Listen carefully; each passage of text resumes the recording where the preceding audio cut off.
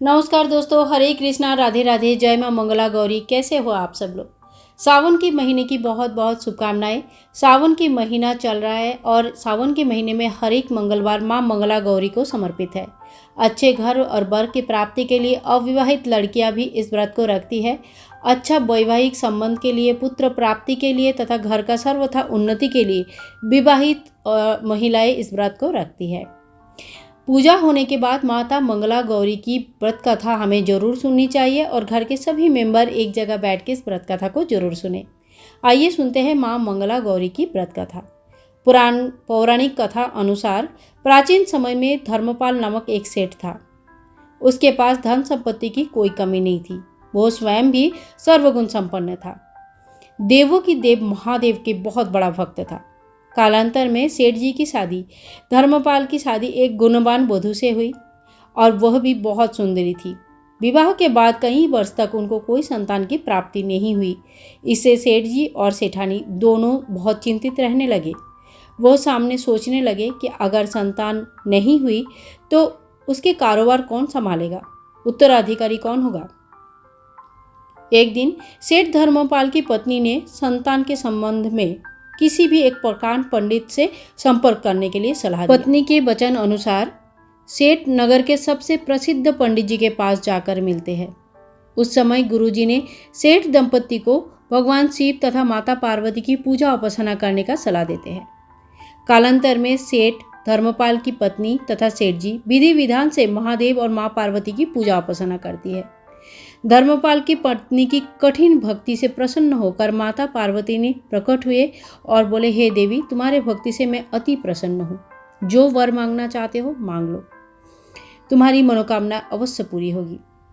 उस समय सेठ धर्मपाल की पत्नी ने संतान प्राप्ति की कामना की। माता पार्वती ने संतान प्राप्ति का वरदान दिया। हालांकि संतान अल्पायु था। 1 वर्ष पश्चात धर्मपाल की पत्नी ने पुत्र की जन्म दिया। जब पुत्र का नामकरण किया गया तो उस समय धर्मपाल ने माता पार्वती की वचन से ज्योतिष को अवगत करवाया। तब ज्योतिष ने सेठ धर्मपाल को कहा कि इस लड़के के शादी माता मंगला गौरी की व्रत करने वाली किसी कन्या के साथ कर दी जाए तो इनकी आयु बढ़ सकती है। 16 वर्ष के उम्र में उनको सांप काटने से मृत्यु हो जाएगी, ऐसी श्राप था। 16 वर्ष से पहले ही उनकी शादी एक कन्या से हो जाती है जिनकी माता मां मंगला गौरी की व्रत करती थी। उन्होंने अपने व्रत से मां मंगला गौरी से अपने बेटी के लिए सदा सुहागन के आशीर्वाद की प्राप्त किया हुआ था। इससे उनकी बेटी कभी विधवा नहीं हो सकती थी।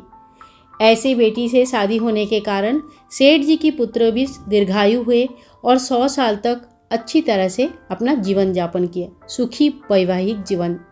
इसी तरह से माता मंगला गौरी की व्रत और भी प्रचार में आए और सभी लोग इस व्रत को करके अपना जीवन सुखमय बनाने लगे। व्रत कथा सुनने के पश्चात कुछ दान सामग्री से दान हमें जरूर करनी चाहिए। 16 बातियों की दीपक से माँ की आराधना करनी चाहिए। मंगलवार के दिन संपूर्ण रूप से बहुत लोग उपवास रहते हैं तथा बहुत लोग पूजा के बाद एक अनाज का भोग ग्रहण करते हैं और एक ही अनाज का प्रसाद जो पहले माता को चढ़ाते हैं और फिर वही प्रसाद अपना ग्रहण करके व्रत की पालन करते हैं। बुधवार के दिन चौकी हटाया जाता है और पूजा का संपूर्ण विधि अपने चैनल पे आपको मिल जाएगी, तो उस विधि को आप जरूर देख लीजिएगा। बाती कैसे बनाते हैं, पूजा कैसे किया जाता है, चौकी कैसे हटाई जाती है, इसकी संपूर्ण विधि विधान आपको हमारे चैनल पर मिल जाएगी। मां मंगला गौरी की व्रत करने से घर में सुख, शांति, समृद्धि, पुत्र की प्राप्ति तथा समस्त प्रकार की मनोकामनाएं पूर्ण हो जाती है। पूजा के बाद माता का मिट्टी या हल्दी से बनी मूर्ति की किसी नदी, पुकुर या कोई नेचुरल जल का स्रोत या घर के गमले में विसर्जन कर सकते हैं।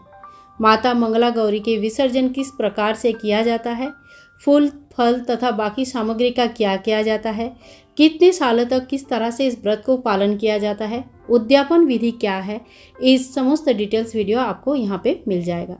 मिलूंगी नेक्स्ट वीडियो में। तब तक के लिए जय मां मंगला गौरी। बाय बाय दोस्तों, टेक केयर।